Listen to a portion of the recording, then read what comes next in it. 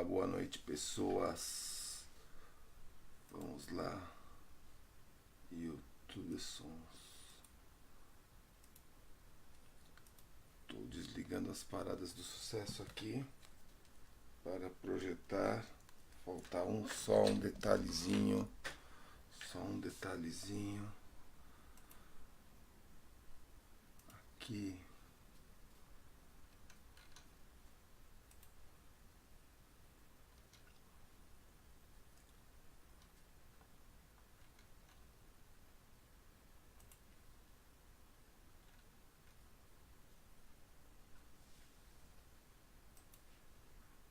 Falta pouco. Iniciar Hangout. Vocês estão vendo a tela do meu computador, pessoal do YouTube? Agora não acredito que vocês estejam me vendo. É isso aí. Vocês estão me vendo. Tá todo mundo me vendo aqui. Eu tô ligando as paradas do sucesso. Tô ligando as paradas do sucesso. Beleza? A câmera é essa, valeu. É que eu deixei a câmera de lado. Pessoal, estou testando uns brinquedos novos aqui para tentar transmitir pelo mesmo computador, né? Pelo mesmo computador transmitir o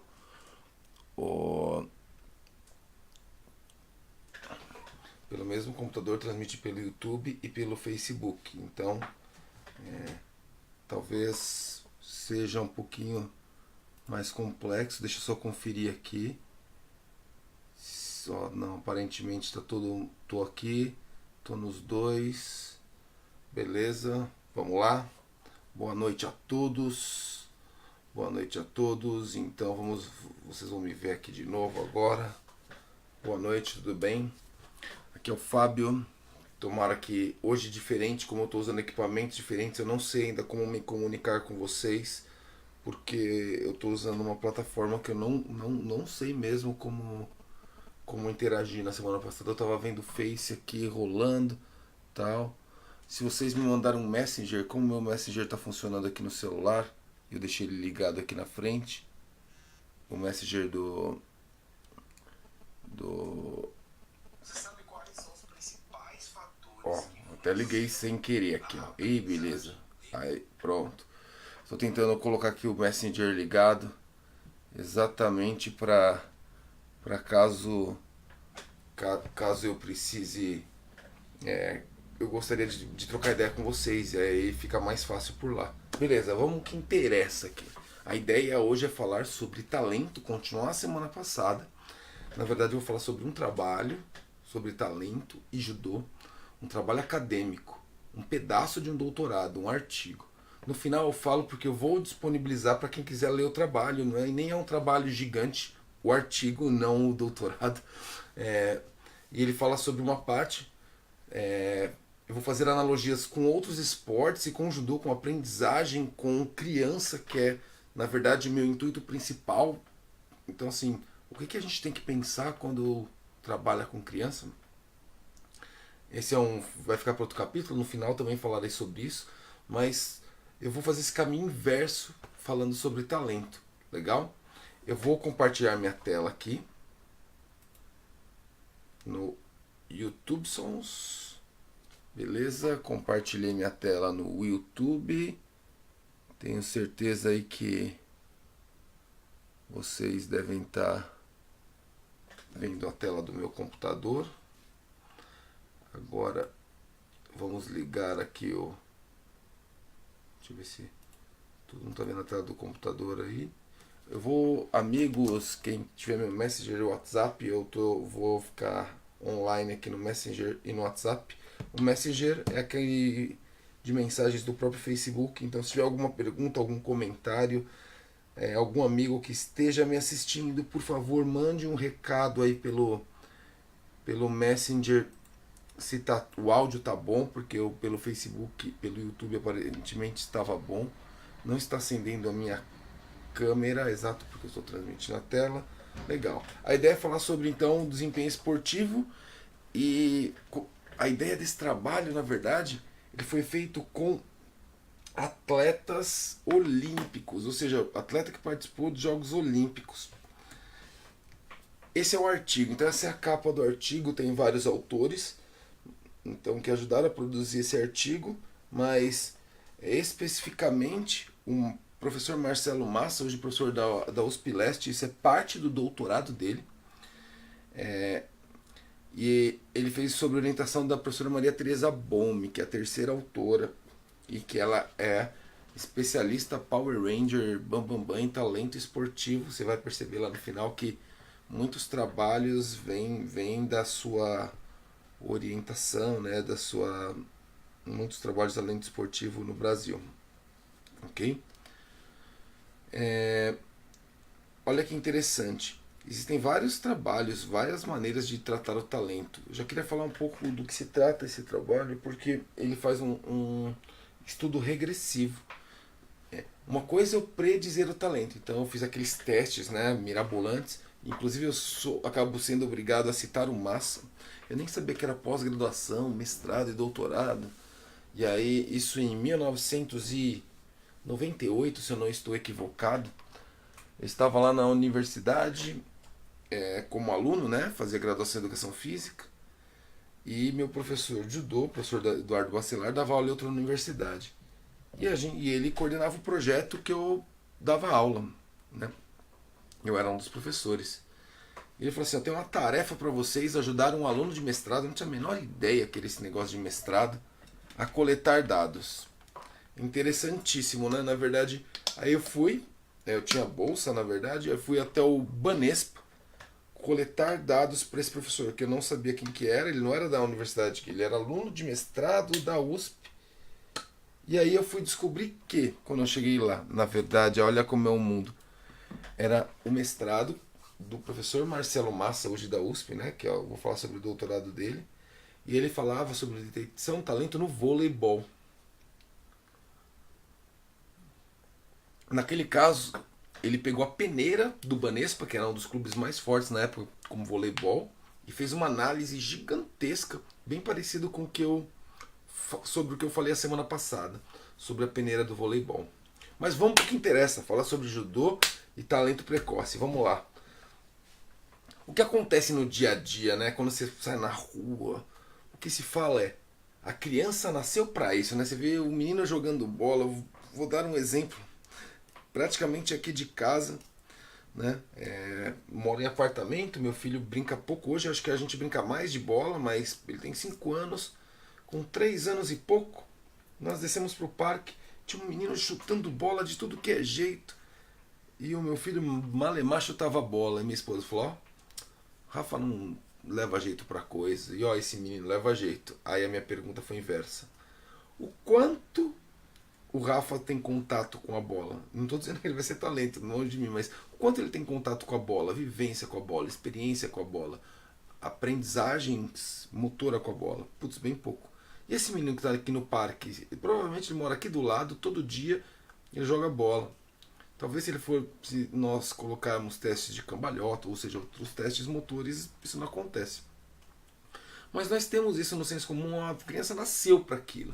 Ela nasceu para fazer tal coisa, ela nasceu para fazer tal coisa. Ou seja, a gente sempre tenta estimar o talento desde cedo. Mas não é isso, na verdade, que acontece, e eu vou falar sobre isso. Não somente na área do esporte. Ao mesmo tempo, existe uma outra contradição, né? Eu até assumo, já falei isso, falo que o futebol é meu lado burro, né? Eu falo lado burro porque quando a gente olha mesmo a política, o que acontece no futebol, dá vontade de não gostar, mas vamos lá. Mas assistindo os programas de futebol, eu vejo muito a crítica, né? Nós acabamos de perder a Copa e tal, assim, o Brasil tem que melhorar a base no esporte, tal. Isso não aconteceu muito nessa Copa, mas na passada a base, a base, a base. Mas na sequência o discurso fala assim, ó, tem que melhorar a base para descobrir novos talentos. Se for descobrir, não precisa ter base, né? Vai fazendo peneiras sem ter base, peneiras pelo Brasil afora. E se você sabe os elementos característicos para uma pessoa talentosa, não precisa ter base, só precisa ter peneira. Ou seja, só aqui nesse contrassenso você percebe que um talento ele precisa treinar. Isso é um fato. Beleza? Então é fato que o talento precisa treinar. E aí eu vou para outros campos de estudo. Isso aqui está no artigo do professor Marcelo. Então que Ginter cita que menos de um terço das pessoas que são consideradas talentosas em vários âmbitos, elas não, esse talento não apareceu de forma precoce. E aqui ele trouxe exemplos todos que não são do esporte. Então, se eu for, não preciso nem falar quem é o Albert Einstein, né? Então, ele teve problemas para começar a falar, né? E começou a aprender a ler mais tarde que as outras crianças. Isaac Newton também, né? Então, putz, eu estou com luz acesa aqui. Se tem luz, né? Isaac Newton, ele era considerado atrasado na escola. Olha só, outro, o Churchill, né? Ele foi primeiro-ministro britânico, ele foi considerado um dos maiores oradores. Ele tem um prêmio Nobel de literatura. Ele reprovou a sexta série. O Tolstói, ele não terminou a graduação universitária. E o Pasteur, ele criou a penicilina, né? Ele ganhou vários prêmios em relação à medicina. Eu acho que um prêmio Nobel também, se eu não estou equivocado agora. Ele era considerado um aluno mediano, medíocre no college, né? Desculpa, o Tolstói é um escritor, né? É um escritor famosíssimo russo. Então eu estou falando de caras top, os melhores do mundo só que quando crianças eles eram considerados inclusive atrasados ou eram estereotipados como ele não vai dar em nada, né? Olha que interessante. Então, voltando para os esportes ou para as lutas, na verdade para o judô, e eu vou extrapolar para os esportes coletivos, porque quando eu falo de esporte coletivo tem um outro agravante, e eu vou deixar esse agravante só para o final. O foco mesmo agora é o judô. Olha só, a ideia é analisar essa manifestação dos judocas brasileiros olímpicos. Ele fez uma pesquisa, na verdade, retrospectiva. Ele entrevistou 6 atletas. Como não pode falar quem são os atletas, toda vez que eu faço uma pesquisa com entrevista, ou mesmo eu que filmei crianças, eu asseguro o sigilo da imagem dela. E até asseguro, se ela quiser, em algum momento em que não está publicado, sair o seu dado, sair da pesquisa, ela está autorizada a retirar isso daí. Então, tem um que a gente chama de termo de consentimento livre esclarecido. Que esse atleta ou essa criança fica ciente. E aí aqui, então é considerado S1, S2, S3, S4, S5, S6. Foram atletas que participaram dos Jogos Olímpicos de Atenas em 2004. 6 atletas. E eu posso dizer que tem medalhista aí no meio. E eu posso dizer também, obviamente conhecendo quem foi entrevistado, porque eu sou do meio, estava no meio quando isso aconteceu, eu posso dizer que tem campeão mundial no meio desses 6 atletas para vocês.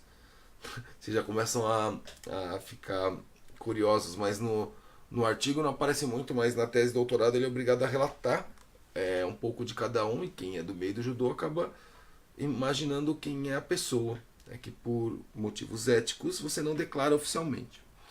Legal. Eles dão um tipo de pesquisa que é chamado discurso do sujeito coletivo.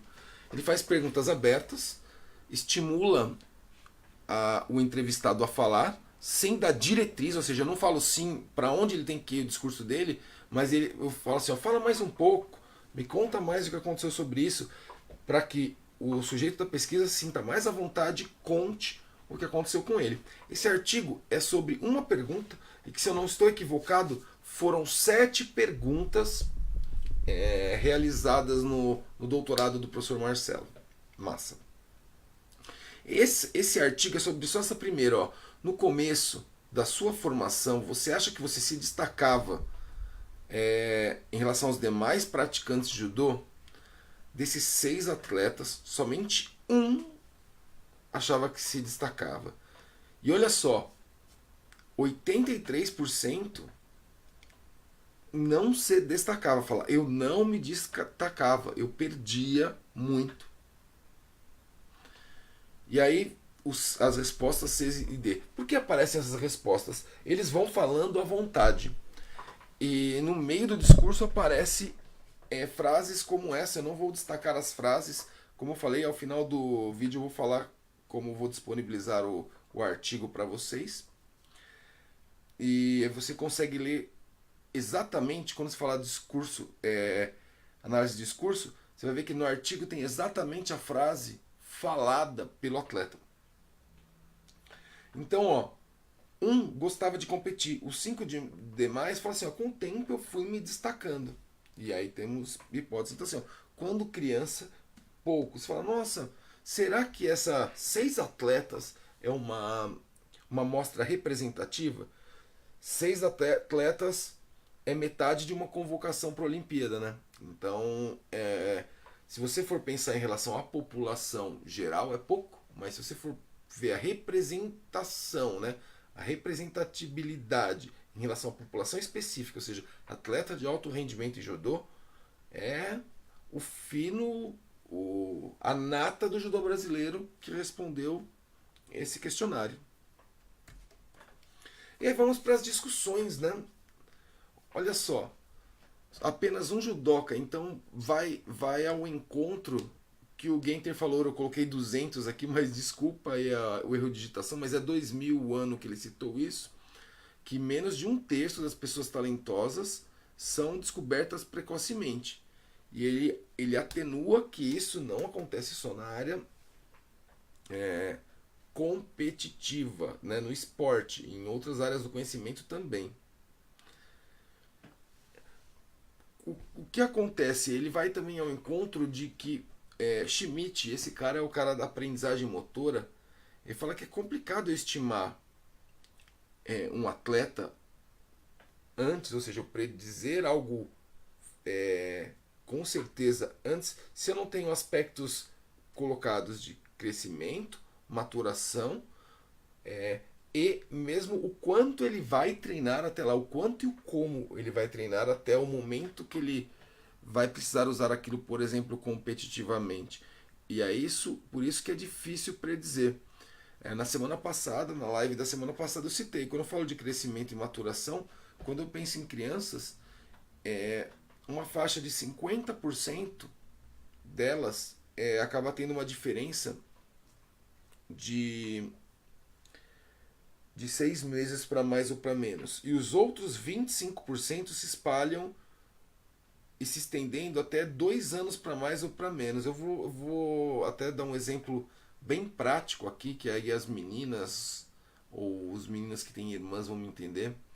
A menarca, a menstruação da menina, a primeira menstruação da menina, é um marco que a menina está pronta para procriar. E esse é um marco que, com certeza, quando isso ocorre com ela, vários outros aspectos de crescimento estão acontecendo naquele momento. E você consegue predizer, por exemplo, ela já cresceu 95% da sua altura total quando ela atinge a menarca.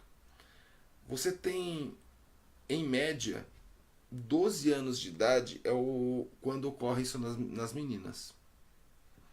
Você coloca 6 meses para mais e para menos, a maioria das meninas. 1 ano para mais e para menos, a grande maioria. Mas existe casos extremos. Então você vai ver alguma menina extremamente grande, encorpada, que aos 9 anos de idade atingiu essa maturação da menarca. Consequentemente, ela não vai crescer muito depois dessa idade. Ao mesmo tempo, aquela menina magrinha, franzina, né? É bem comum aquelas meninas bem magrinhas que os meninos, né? Eu lembro quando eles estavam na escola, tiravam aquela magrela tal, ninguém, né, chegava nem perto, né? 14 anos, quase 15 anos. Fala assim, nossa, essa menina é feia, não tem corpo, né? Exatamente. Ela provavelmente ela era tardia, ela tem 2 anos atrasada. Isso quer dizer que ela está crescendo mais, ela vai crescer mais. Quando eu coloco isso na balança, pensando em esporte, a diferença é brutal. Então a maioria está no meio do caminho, mas eu também tenho os extremos. Então eu tenho que tomar bastante cuidado quando eu penso nisso. Você já pensou, por exemplo, é interessante você expor a criança à competição, porque na vida a gente vai competir ao mesmo tempo.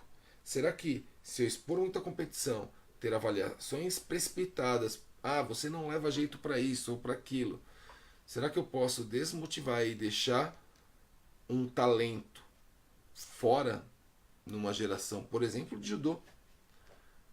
Eu posso desmotivar. E eu vou trazer um exemplo prático e uma história a partir desse exemplo. Como eu falei para vocês, de 1997 a 2000, tínhamos um projeto de judô que acabou ocorrendo junto com a graduação.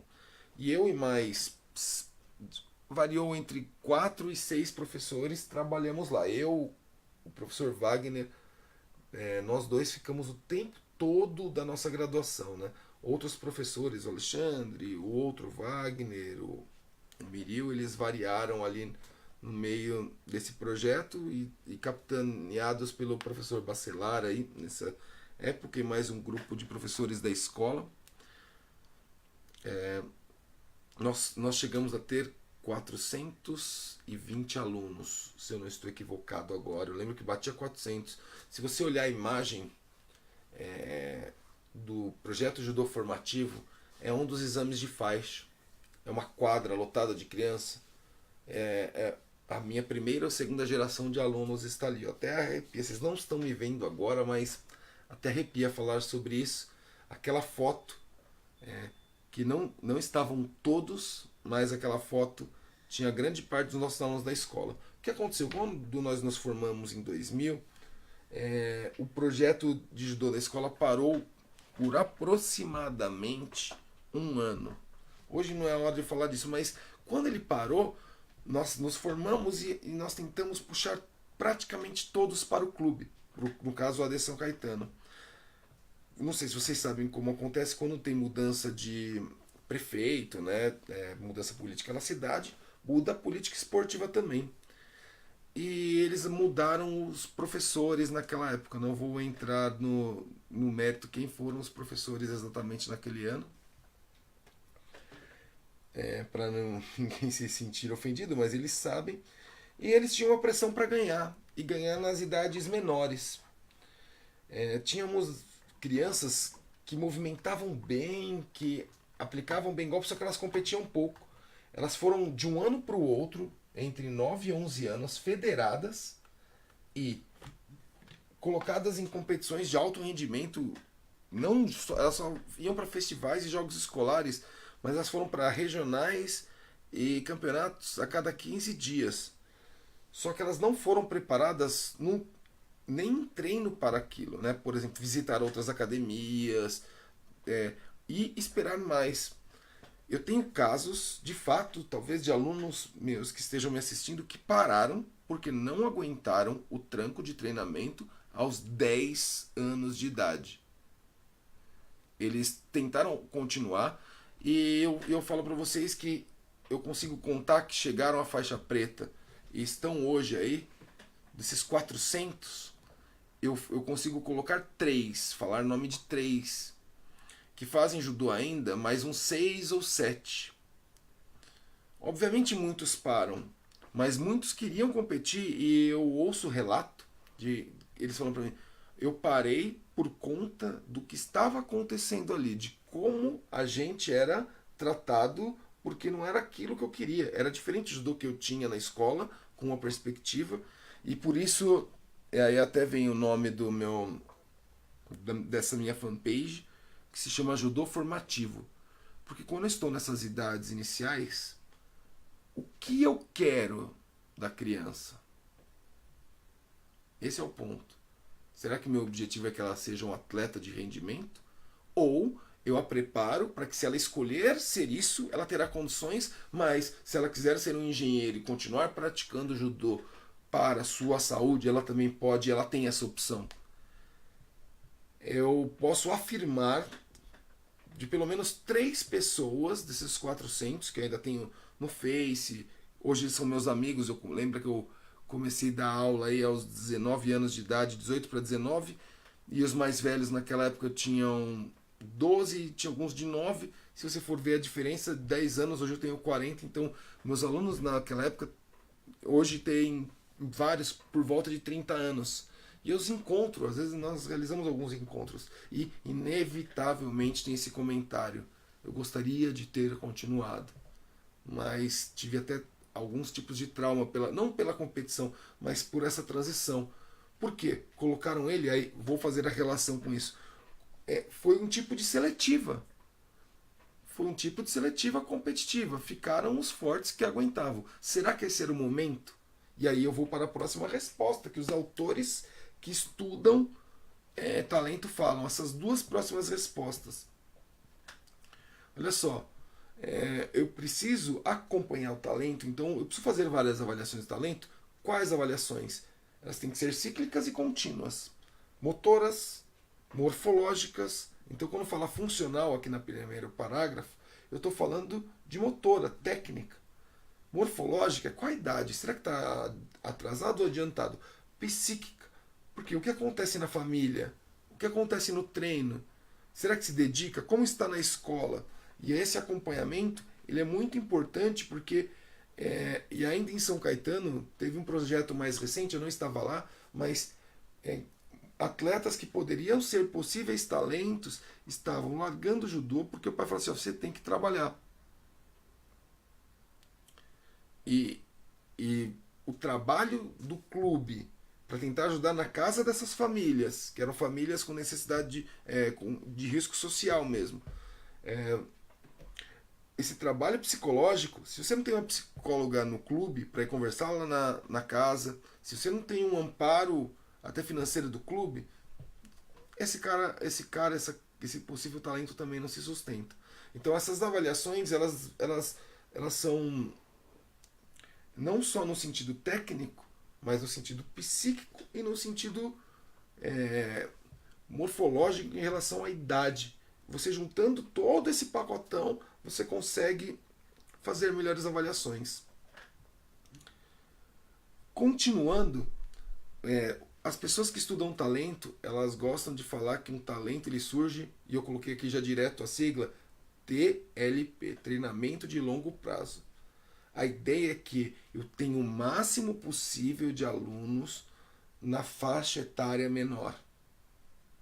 Então, numa formação esportiva mais geral, mais básica, e que eu coloco esse programa atuante. Depois, com o tempo, essas crianças que estão adolescentes, elas vão escolhendo ou seu esporte, ou se o esporte ele é uma boa experiência que vai servir para a sua qualidade de vida, não mais para como um ganha-pão especificamente.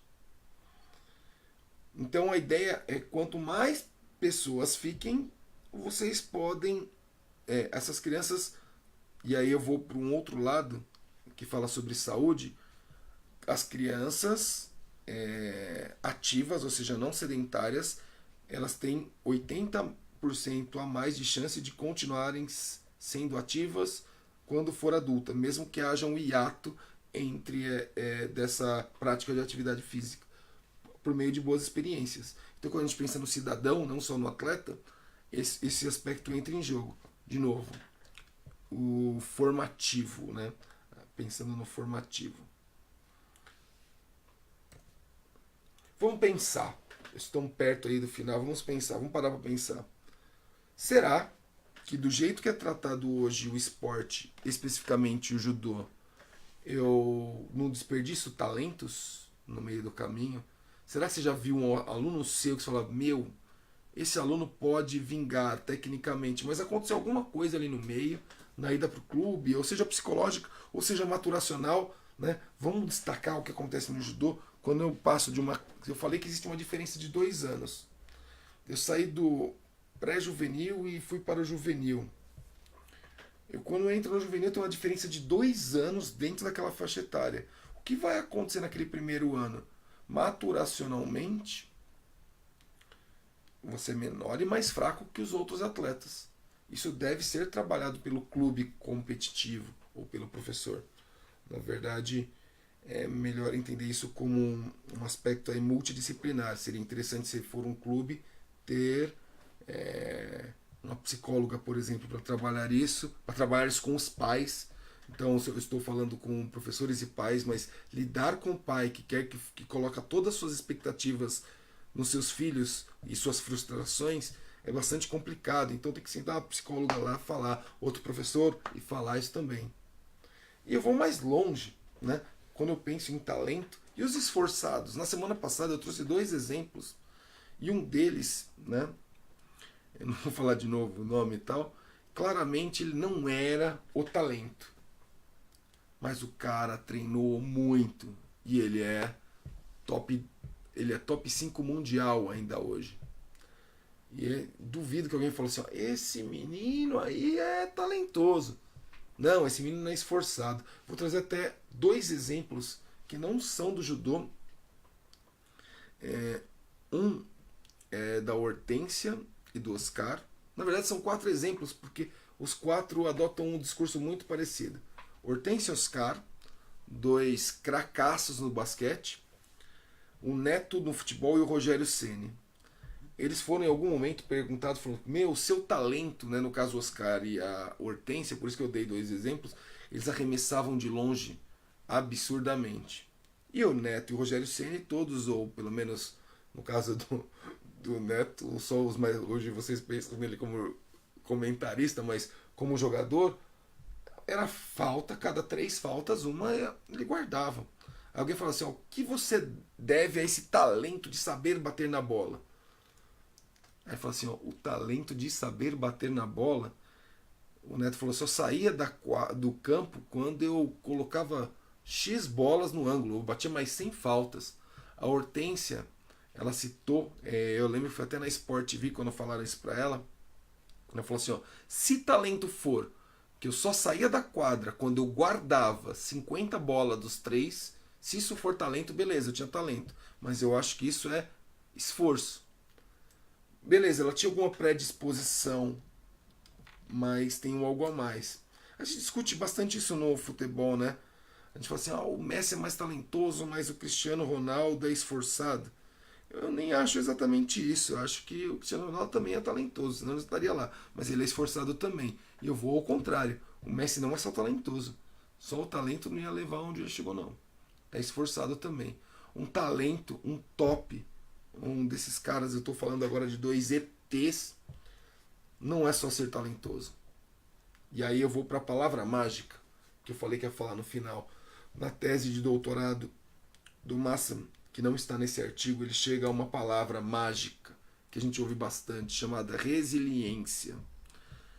Todos os atletas que participaram das entrevistas, eles falaram, nunca desisti. Quando eu cheguei na faixa etária X, ou seja, próximo adulto, e coloquei na minha cabeça que seria atleta, eu treinei muito. Eu treinei muito. Eu não desistia. Eu buscava treino. Então, a quantidade de treino e a qualidade de treino faz muito sentido, mas treinar muito faz diferença. Você pode olhar no seu esporte, até aquele cara que você fala assim, putz, ele era mais ou menos, mas o cara treinou tanto, fala, meu, não é que esse cara melhorou? Eu, eu indiquei um livro a semana passada que fala sobre um pouco disso também, que chama Fora de Série, né? Malcolm Gladwell. Ele fala sobre vários casos do esporte e fora do esporte. Beleza. Do artigo fica por aí, mas agora aquela surpresinha no final. Eu já tenho o tema para a semana que vem, ok? Na semana que vem minha live é para falar sobre lutas como atividade extracurricular na escola. Na verdade eu vou falar mais sobre judô. E aqui falta um espaço, carreira do professor. Eu vou dar o start disso. Pouquíssimas pessoas eu diria que falam assim, ó, começou a treinar judô, treinar jiu-jitsu, treinar taekwondo, ou outra luta, ou capoeira, né? E fala assim, ó, eu quero ser professor de capoeira, quero ser professor de judô. Não, não. É uma carreira que acontece e essa tomada de decisão normalmente vem depois. Na verdade, a pessoa vira até atleta de alto rendimento em um dado momento ela fala, putz, o que eu sei fazer da vida? Judô. E ela vira professor. Só que ela se preparou para ser professor, e aí eu vou mais longe. O mercado de trabalho, aonde é? Por isso que eu estou falando de professor na escola, beleza? Pessoal, eu vou voltar aqui a aparecer na tela para vocês. Estou aparecendo aqui na tela, acredito que pro Face também. Tomara que tenha dado certo aí a minha gambiarra, saberei já já. É, não, não consegui nem ver o celular, estava empolgado aqui dando aula para saber se teve algum comentário aí, algum Messenger. Tomara que tenha dado certo. Mas vamos fechar. É o seguinte, a semana que vem eu vou falar sobre esse assunto. Então me siga nas redes sociais. Eu estou transmitindo pelo meu canal pessoal do Facebook, mas eu logo queria fazer essa transição para transmitir pelo canal Judô Formativo. É a fanpage. Eu também faço essa transmissão pelo meu canal no YouTube. Então essa transmissão hoje aconteceu com um computador e duas transmissões ao mesmo tempo. Tomara que tenha dado tudo certo, como eu faço tudo sozinho aqui. Eu não sei se minhas habilidades com a informática acabaram dando conta de tudo. Legal? Me siga aí nas redes sociais. No Instagram tem minhas coisas mais pessoais, mas eu posto sempre essa relação com vídeos novos e tudo mais. O artigo do professor Marcelo Massa, ele está aqui. Se você olhar na descrição aqui no YouTube e no Facebook, você vai ver assim, ó, minhas redes sociais, elas estão os links. Clicou no link, você vai me achar e me seguir lá. E tem assim, ó, artigo talento. Clicou ali, você consegue baixar rapidinho esse artigo. Já deixei ele separado para você, se você tem curiosidade em ler e mais a fundo e ver o que ele fez. Se você quiser a tese, é fácil pegar na teses.usp, mas eu tenho ela no meu computador. Se você mandar um messenger, um recado aqui pelo YouTube ou principalmente pelo Facebook, eu consigo te mandar. Tá aqui no meu computador a tese de doutorado do professor Marcelo Massa, que fala sobre talento e judô. Faz a gente pensar bastante nesse processo de formação da criança até virar atleta, né? Até porque quantos viram atletas, né? E para finalizar, eu falei que ia falar em relação ao esporte coletivo. O esporte individual, quando eu falo da resiliência, depende só de mim. Esporte coletivo tem um outro agravante que a gente chama na peneira, que é alguém escolher para. Então fica um pouquinho mais difícil ainda essa situação que foge das suas mãos. No judô não. Se eu fui campeão paulista, campeão brasileiro, campeão paulista, campeão brasileiro, não tem jeito, né? Vou chegar lá. No futebol isso não necessariamente acontece. Beleza? Tomara que vocês tenham gostado. Olha só, ainda tô dentro. 38 minutos. Semana que vem, que eu nem vi a data, logo eu marco o evento. Dia 31. Dia 31, então estarei online para falar sobre lutas como conteúdo extracurricular na escola. Obviamente que eu ficarei mais dentro do judô, mas pode ter certeza que ela serve para outras modalidades de luta. Grande abraço. Valeu! Agora tem que parar as